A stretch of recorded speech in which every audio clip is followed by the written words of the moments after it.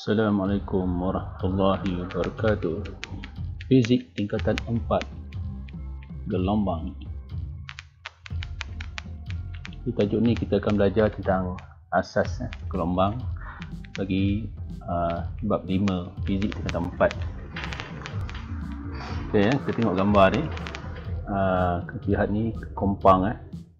Bila kita nak dengar bunyi kompang ni, pemain kompang ni akan mukul kompang ni dahulu. Barulah kita dengar bunyi gelombang. Itu juga ni air yang tenang. Jika kita letak satu objek baling satu batu, air itu akan nampak berombak, iaitu menjadi gelombang. Okey, bagaimanakah gelombang ini terhasil? Ini contoh-contoh gelombang yang terdapat di muka bumi ini. Di gelombang air, gelombang radio, gelombang ultraviolet dan gelombang inframerah. Okey, sebenarnya bila lihat bunyi kompang tadi, kompang itu perlu dipukul dahulu baru dengar bunyi. Maknanya ada satu gerakan bergetar. Contohnya inilah dalam acara sukan biasanya pelajar-pelajar berdiri. Bila pelajar ni bergetar, berdiri, jadi duduk, diri dan duduk, kita nampak satu rambatan bergerak ke kanan ni, nampak ni. Sedangkan pelajar ni hanya bergetar atau berdiri dan duduk di tempatnya sahaja tanpa bergerak. Ya, tapi kita nampak ada yang merambat ke kanan. Itulah dia asas pemahaman gelombang. So, yang pelajar yang pertama dulu yang membuat gerakan atas ke bawah, diikuti pelajar kedua, ketiga, keempat dan seterusnya. Jadi, gelombang ni ialah satu gerakan yang dimulai oleh punca yang dipanggil getaran, ataupun sistem yang bergetar tadi akan menghasilkan gelombang. Tapi yang bergerak ni ialah apa sebenarnya? Pelajar ni masih berada pada tempat masing-masing. Ini makna gelombang ni dia tidak ada perpindahan jirim ataupun zarah-zarah. Yang pindah di sini ialah sebenarnya tenaga. Okey, jadi gelombang adalah satu gangguan yang bergerak melalui satu medium daripada suatu sumber yang bergetar ataupun berayun. Okey. Contohnya sistem yang berayun, simpel pendulum ataupun bandur ringkas. Ini adalah gerakan berulang alik. Jadi sistem yang bergetar. Ini juga ialah spring yang bergerak ke atas dan ke bawah, juga sistem yang bergetar. Mana sistem yang getar boleh menghasilkan gelombang. Misalnya suara kita ini sekarang ni hasil daripada getaran di mana? Kita akan kaji selepas ini. Okey, sebenarnya gelombang mesti ada puncanya, iaitu puncanya ialah getaran. Dan gelombang yang kita belajar pada tempat ni, dia mestilah bergerak melalui suatu bahantara dipanggil medium. Getaran, maka tenaga dipindahkan, pindahkan melalui medium. Medium ni bahantara lah, udara ke, pejal ke dan sebagainya. Okey, misalnya seorang yang bercakap di sini, ni telinga kita, maka tenaga tadi akan dipindahkan masuk ke telinga kita melalui getaran zarah-zarah molekul udara. Okey, so gelombang dihasilkan bila suatu medium digetarkan di satu tempat tertentu. Perambatan gelombang memindahkan tenaga dari satu tempat ke tempat yang lain tanpa pemindahan jirim. Ini contoh sistem getar. Biasanya dalam amal kita gunakan satu spring yang panjang, dipanggil spring slinky. Kalau kita getarkan kiri kanan, kita akan nampak perambatan tenaga dia. Sedangkan spring ini berada di tempat yang sama. Ini dipanggil garpu tala. Bila kita getarkan dia, maka udara ni molekulnya akan bergetar mampat regang. Inilah gerakan gelombang tenaga. Sama juga diaphragm. Kita pakai earphone dan sebagainya, diaphragm yang bergetar. Bila bergetar, maka udara ni turut bergetar, tenaga dirambatkan. Ini untuk gelombang bunyi. Okey, tengok pula air. Bagi air, dia menghasilkan ombak. Ombak itulah satu bentuk tenaga yang dirambatkan, iaitu dipanggil gelombang. Okey, zarah-zarah air hanya bergetar ke atas dan ke bawah. Yang pindah itu ialah tenaga. Tenaga yang pindahkan. Perhatikan bola ini dia hanya bergerak ke atas ke bawah secara berulang-ulang. Dia tidak pindah ke kanan ataupun kiri. Yang pindah ni, yang ternampak ni ialah tenaga. Jelaslah bahawa gelombang ini ialah pemindahan tenaga, bukannya pemindahan jirim. Alright, okey. Kita tengok contoh soalan ni. Ini adalah air ni gabus. Ini batu ni akan dibaling ke air ni, dia akan memberikan tenaga kepada air ni sebagai sumber getaran. Maka air laut ni akan berombak lah, iaitu rambatan tenaga, itu gelombang. Perhatikan bahawa gabus ni akan bergerak ke atas ke bawah, ke atas ke bawah. Kita cuba kepahaman kita. Apabila batu dijatuhkan dalam kolam, gelombang apa dihasilkan? Satu gelombang air dihasilkan. Maka tenaga daripada batu ini dipindahkan ke gelombang air. Gelombang air merambat di atas permukaan air. Arah gelombang air ialah daripada mana dia gerak sekarang? Daripada kiri bergerak ke kanan. Di gabus ni memberitahu kita tentang sifat zarah zarah air tersebut. Zarah air ni hanya bergetar ke atas ke bawah. Gabus tidak bergerak bersama, tidak bergerak ke kanan ataupun ke kiri. Kerana tapi ia bergerak di atas dan ke bawah sahaja. Sifat zarah ni lah bergerak ke atas ke bawah sahaja. Bukan jirim yang bergerak. Kalau dia bergerak, mana jirim yang bergerak. Okey. Apakah yang dipindahkan oleh gelombang? So, gelombang memindahkan tenaga. Okey.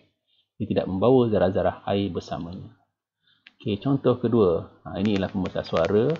Bila kita bunyikan, air ni, pembesar suara ni akan menggetarkan tenaga getaran tadi, akan menggetarkan udara ni menuju ke lilin. Udara akan bergetar, lilin ni akan bergeraklah kiri ke kanan, ke kiri ke kanan macam tu sebab getaran daripada tenaga dalam speaker ni lah. Okay. Perhatikan jalan lilin semasa pembesaran suara menghasilkan bunyi.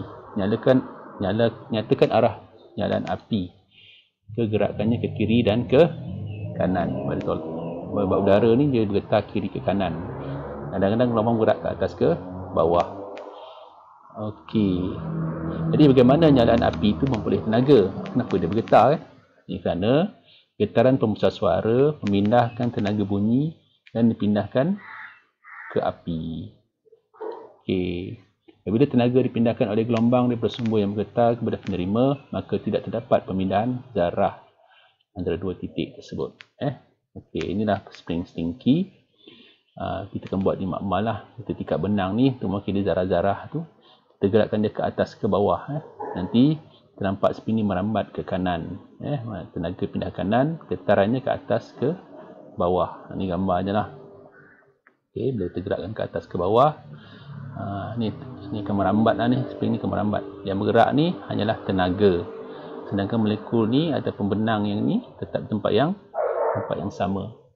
Okey, gerakan gelombang dari ujung A ke ujung B telah memindahkan tenaga. Ini ribbon ni sebagai mewakili zarah-zarah.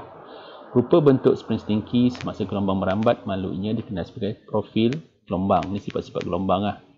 Gelombang boleh dikelaskan. Tengok cara perambatan profil gelombang tadi, atas ke bawah ke kiri ke kanan. Itu maksudnya. Di gelombang yang boleh merambat melalui medium macam air, bunyi sebagainya itu, gelombang-gelombang ini dikenali sebagai gelombang progresif. Bagaimanapun, ada gelombang yang pegun. Gelombang progresif ni dia merambat ke medium. Gelombang yang pegun, misalnya tali gitar yang dipetik. Yang dipetik, dia hanya merambat ke atas ke bawah sahaja. Di gelombang tidak merambat dengan masa. Ini namanya gelombang pegun. Yang kita bincang tadi adalah gelombang progresif, iaitu melintang dan membujur, yang kita pelajari pada slide-slide yang akan datang lah. Jadi gelombang ni terbagi kepada dua, gelombang mekanik, yang keduanya gelombang elektromagnet. Gelombang mekanik ni dia memerlukan medium, misalnya gelombang air, gelombang bunyi, Sebab apa dia perlu medium? Sebab zarah-zarah tadi perlu bergetar untuk membawa tenaga. Okey. Contohnya gelombang seismik, gelombang atas permukaan bumi ni, kalau kita nak kajian tentang bentuk lapisan bumi, kita guna gelombang seismik lah. Gelombang elektromagnet ni macam handphone kita. Handphone kita menggunakan gelombang elektromagnet. Cahaya lah jenis gelombang. Dia tak memerlukan medium. Maknanya dia boleh gerak sendiri. Dia tak perlukan medium. Dalam vacuum pun dia boleh lepas. Dia terdiri pada ayunan medan elektrik dan medan magnet. Maksudnya dalam zarah-zarah gelombang magnet ini sudah ada zarahnya sendiri yang bergetar. Tak perlukan medium yang bergetar. Contoh gelombang radio, gelombang cahaya, sinar gamma. Semua ni adalah gelombang elektromagnet. Jadi gelombang progresif ni tak belajar. Ini ada dua. Gelombang melintang dan gelombang membujur. Okay, ini spring slinky. Bila kita gerakkan zarah dia bergetar ke atas ke bawah, ni gangguan ya. Tenaga ni merambat ke kanan. Nampak tu? Okey, ni spring slinky. Okey. Alright. Ni getaran ke atas ke bawah, tenaga ke kanan. Okey. Jadi getaran zarah ke atas ke bawah, rambatannya kanan. Maknanya bersudut tepat ni. Jadi arah getaran zarah bersudut tepat dengan arah perambatan gelombang. Yang ini perambatan gelombang arah. Yang ini arah getaran zarah. So arah getaran zarah bersudut tepat dengan arah perambatan gelombang. Oleh itu dipanggil gelombang melintang. Gelombang melintang. Okey, ini zarah slinky yang diketarkan ke atas ke bawah, rambatannya ke kanan. Huruf T. T itu macam transverse. Gelombang melintang. Jadi inilah corak grafnya kalau kita bentuk, kita lukiskan ya. Di zarah hanya bergetar ke atas ke bawah, yang pindah ni adalah tenaga ke A, ke B, ke C, ke D, ke E, F dan G dan sebagainya. Okey. Seterusnya, ini contoh-contoh gelombang melintang. Gelombang air, mana getaran zarahnya ke atas ke bawah, rambatannya ke kanan misalnya. Gelombang cahaya, juga gelombang melintang. Gelombang elektromagnet adalah gelombang melintang. Gelombang membujur ialah gelombang di mana getaran, punca getaran tadi bergerak kiri ke kanan. Getarannya kiri kanan, macam tangan ni bergerak kiri kanan. Dengan rambatannya pun ke kanan. Maknanya arahnya tidak bersudut tepat, iaitu selari. Jadi kalau arah getaran zarah ni selari dengan arah perambatan gelombang, gelombang itu dipanggil gelombang membujur, longitudinal wave, iaitu gelombang membujur. Contohnya ialah gelombang bunyi. Okey. Ni ni zarah bergetar kiri kanan, rambatannya pun ke kanan, dia selari. Zarah yang bergetar tadi, dia tak bergerak ke atas bawah, dia bergerak kiri kanan, maka akan wujud kawasan yang mampat, kawasan meregang. Mampat, regang berulang-ulang. Yang ternampak tu ialah pergerakan tenaga. Alright, contoh gelombang bunyi ni adalah contoh gelombang membujur. Alright, okey. Untuk mengkaji lebih dalam tentang sifat gelombang ni, kita akan lukis graf je lah. Graf sesaran zarahnya tadi lawan masa. Contoh, sistem yang bergetar ke atas ke bawah. Contohnya gelombang air tadi. Ini tempat keseimbangan dia. Dia bergerak ke atas, bergerak ke bawah. Ke atas, ke bawah. So, yang ke atas ni ialah amplitude. Paling tinggi, bawah amplitude, bawah ni yang bahagian bawah. So, kita lukiskanlah gerakan zarah tadi. Mula ke tempat ni, tempat keseimbangan. Kemudian, dia naik ke atas ni kan, ke atas. Dan puncak paling tinggi di sini. Ini puncak paling tinggi yang kuning ni. Tinggi. Lepas tu dia turun ke bawah balik. Dia turun sampai ke tempat keseimbangan semula. Kemudian sekarang ke amplitude negatif, ke bawah. Dia turun ke bawah. Kemudian dia naik balik ke keseimbangan. Dan proses ini sentiasa berulang-ulang. Maka kita boleh lukiskan graf gerakan zarah tadi. Ini zarah sesaran. Ini sesaran zarah tadi. Ke atas ke bawah. Lawan masa. Sesaran tu diukur daripada titik seimbang yang merah ni ke puncak paling tinggi ni. Ataupun garis merah ke puncak paling tinggi di bahagian bawah. Ini graf sesaran lawan masa bagi zarah-zarah. Okey, sekarang ni boleh ikut Okey. Seterusnya, jadi bila kita mengkaji graf sesaran masa ni adalah istilah-istilah yang digunakan. Contoh ni gelombang melintang gelombang ni. Ni kawasan A, amplitude ke arah bawah lah. Ada juga A ke arah atas, kosong ke bawah, kosong ke atas. Dulunya amplitude, ada arah ke atas, ada arah ke bawah. A ni dipanggil amplitude, iaitu sesaran maksimum dari kedudukan seimbangnya. Namanya dari sini sampai ke sini. Ukurlah berapa cm ni. Misalnya sini lebih kurang 56708 cm contohnya kan. Sini pun mesti 08 juga, mesti sama. Tengok sini ini pun sama, jarak ni sama. Ni amplitude, ini pun amplitude. Ini pun amplitude, ini pun amplitude. Dia ada arah atas, ada arah bawah, ada yang positif, ada yang negatif. Kemudian yang puncak paling tinggi ni dipanggil titik paling tinggi dipanggil puncak, titik paling rendah dipanggil lembangan. Maknanya daripada titik keseimbangan ke bawah lembah, lembangan. Yang ini dipanggil puncak. Mana ini lembangan, puncak dan berulang-ulang. Okey. tempoh. Ini tempoh, jarak masa yang diambil untuk pergerakan pada fasa yang sama. Fasa yang sama misalnya ini C ke G, fasa yang sama, puncak-puncak. Berapa lama masa diambil tu? Ini satu tempoh. Misalnya di sini, ini pasangannya ialah yang ini kan. Ini dia panggil satu tempoh. Lama masa diambil untuk membuat satu getaran yang lengkap. Getaran yang lengkap ni tahu kan? Pada titik simbangan, naik ke atas. Macam ni, naik titik simbangan, turun ke bawah. Masuk titik simbangan, naik ke atas, turun balik ke titik simbangan. Ini dia panggil tempoh. Frekuensi adalah bilangan ayunan lengkap oleh satu zarah dalam masa satu saat. Mana frekuensi ni satu saat berapa banyak tempoh yang boleh dijanakan. Okey. Seterusnya istilah panjang gelombang, simbolnya lambda macam ni. Simbol lambda ni panjang gelombang. Frekuensi F, tempoh T. Lambda maksudnya jarak antara dua titik sefasa yang berterutan. Okey, yang ini masanya dengan tempoh. Kan ni fasa yang sama. Katalah sini puncak dengan puncak, berapa jarak ni, berapa cm. Cukup lah, katalah 1 2 3 4 5 6 cm. Katalah 6 cm kan, 6. Katalah 6 cm. 6 cm ni lah dipanggil panjang gelombangnya. Kalau sini sampai sini 6 cm jugalah. Kalau sini 6 cm, dia sama Mana kalau dapat separuh 3 cm. Separuh panjang gelombang. Satu panjang gelombang 6 cm. Macam tu lah. Okey. Kita simpulkan balik. Ini dia panggil amplitude. Ni amplitude negatif. Ni puncak lembangan. Inilah masa. Inilah panjang gelombang. Ni pun panjang gelombang. Ada banyak panjang gelombang. Ni pun panjang gelombang. Okey. Tanda dan labelkan panjang gelombang. Ni puncak yang sama kan. Inilah panjang gelombang. Banyak lagi ni pun ada. Okey. Bagi gelombang membujur, fasa yang sama ialah panjang gelombang. Ini maknanya fasa yang ini. Ni lambda Okey. Nampak ni. Ini garisan nombor 3 ni, pasangan dia mesti garis 3 yang ini kan. Sama fasa, sama keadaan, ni panjang gelombang. Kalau yang ini pasangannya mestilah yang ini. Ini pun panjang gelombang juga. Kalau yang ini, darah yang ini, pasangannya yang ini. Itulah panjang gelombang bagi gelombang membujur. Okey. Kita nak bermain dengan formula. Daripada rumus laju ialah jarak bagi masa, laju gelombang ialah jarak lalui gelombang, jarak lalui ialah panjang gelombang tadi bagi masa. Okey. Kita tahu frekuensi ialah 1 per tempoh. 1 per masa 1 per tempoh. 1 per tempoh ni ialah F, gantikan kat sini. Maka formula menjadi V sama dengan 1 per T lambda, 1 per T gantikan F, V sama F lambda. Ni formula bagi hal laju gelombang. Laju gelombang ialah frekuensi gelombang darab dengan panjang gelombang. Okey, cuba pelajar-pelajar selesaikan masalah ini. Contoh sekarang ni, graf sesaran lawan masa.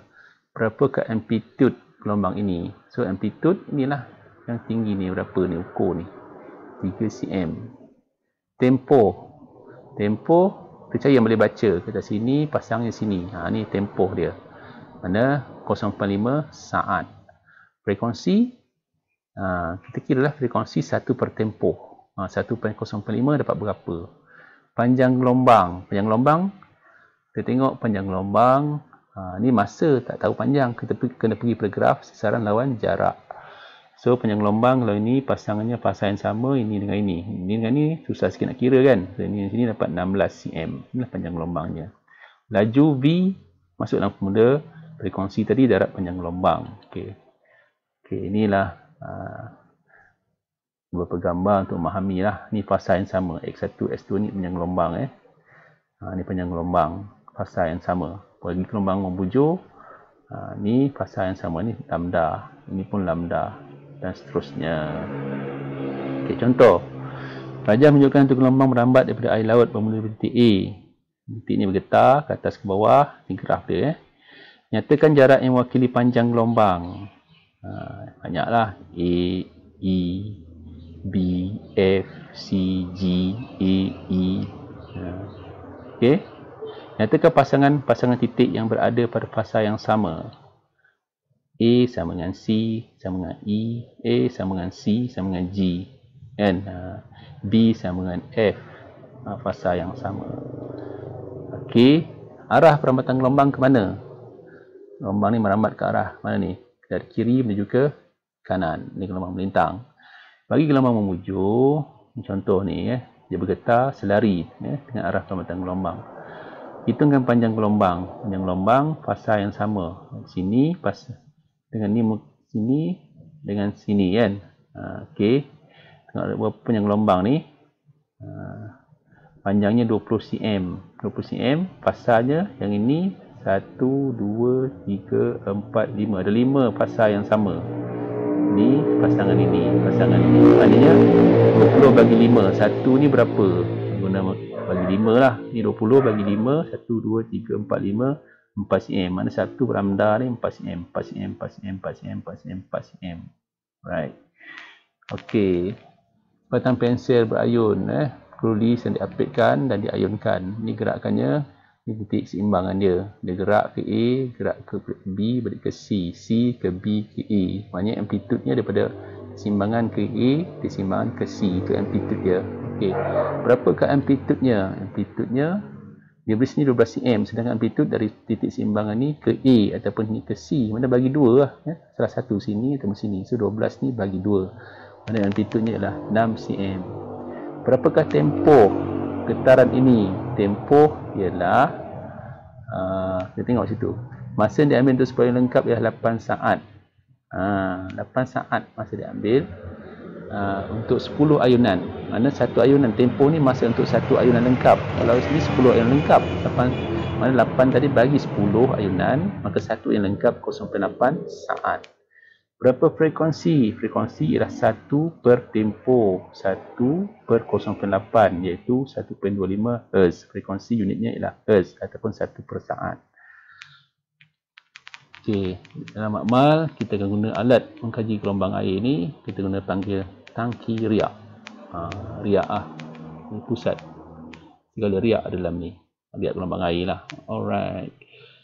Okey, yang ini pula ialah muka gelombang. Muka gelombang ialah suatu garis atau permukaan yang menyambungkan semua puncak atau titik yang bergetar dengan fasa yang sama. Contohnya gelombang air.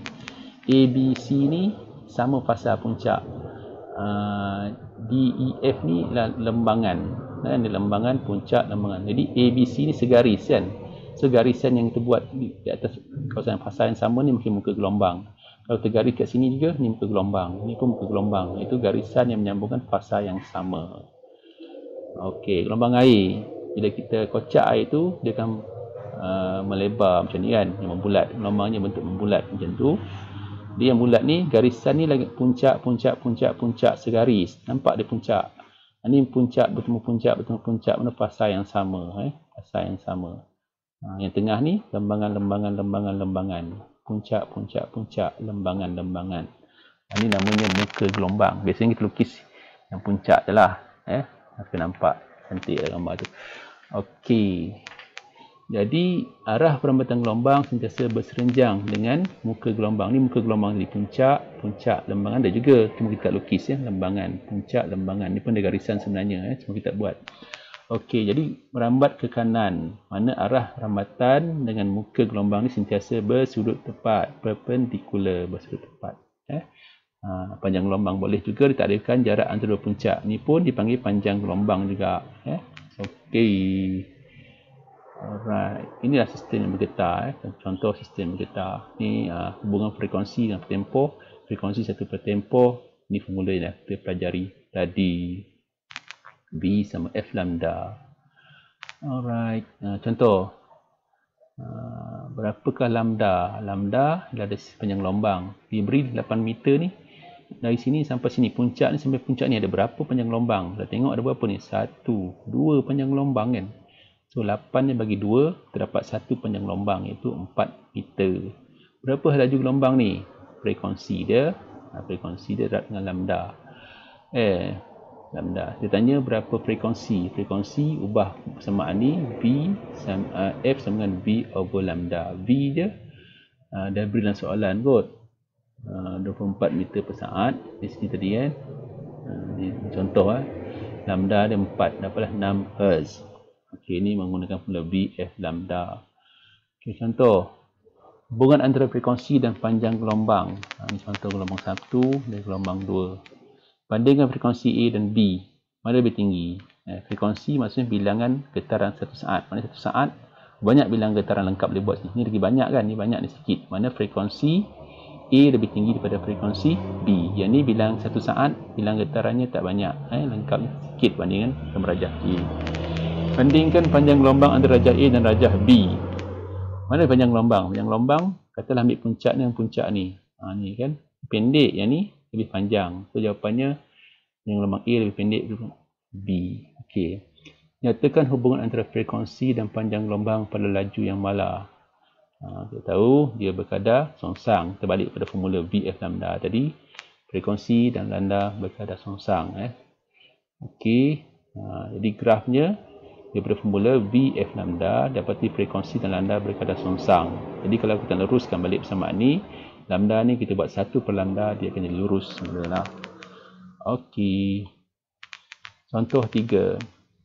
Hitungkan frekuensi gelombang air dengan panjang gelombang 4 cm. Ni lambda dia merambat dengan kelajuan. Ni hal laju dia. Maka frekuensinya ialah VF lambda. VF lambda. Maka F lah V bahagi lambda. V 1.6 bagi lambda. Lambdanya 4. Maka frekuensi 0.4 Hz. Sebelum suatu konsert dimulakan, seorang ahli muzik menala gitarnya dengan not yang punya frekuensi 450 Hz. Berapakah panjang gelombang bunyi yang dihasilkan oleh tali tersebut jika laju bunyi dia muzik adalah 340? Jadi nak cari lambda V over F 340 bagi 440. Maknanya panjang gelombangnya 0.773 meter. Okey, rajah yang ni pula. Ni graf sasaran lawan masa. Okey, amplitudenya berapa? Amplitudenya 10. Nampak ni 10 ke atas, 10 ke bawah. Ni cuma positif negatif, ni cuma arah saja. Tempoh berapa? 0.04 kan? 0.8. So ni dah separuh tempoh. Tempohnya 1 keterangan lengkap sampai sini 0.4 ataupun kalau ambil sini 0.2 pasangnya 0.6. Tolak 0.6 tak 0.2 0.4. Frekuensi 1 per tempoh 1 per 0.4 2.5 Hz. Okey. Contoh seterusnya, displacement melawan distance. Amplitudenya berapa? 15 cm. Panjang gelombangnya berapa? Tengok graf ini. Panjang gelombangnya 20 cm. Laju gelombang tak ada dalam graf lah. Kita guna formula VF lambda. Dapat 100 cm per second. Okay, laju gelombang 4 meter per second. Jarak untuk 5 puncak berturutan 8 meter. 5 puncak berturutan. 1, 2, 3, 4, 5. 5 puncak ni ada berapa lambda? 1, 2, 3, 4 lambda kan. Okey. Frekuensi V over lambda. V dia 4. Lambda ni ada berapa? Lambdanya kita bagilah tadi. Jarak antara 5 puncaknya 8. Bagilah 1, 2, 3, 4. Dapat 2 lah. 2 meter per second. Okey. Graf manakah yang punya frekuensi paling tinggi? Okay, sudah jawab sekarang.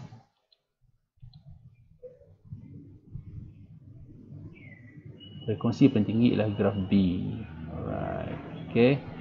Ini latihan dalam kelas. Sekian saja untuk hari ini. Mudah-mudahan dapat membantu pelajar-pelajar semua. Semoga cemerlang dalam pelajaran fizik.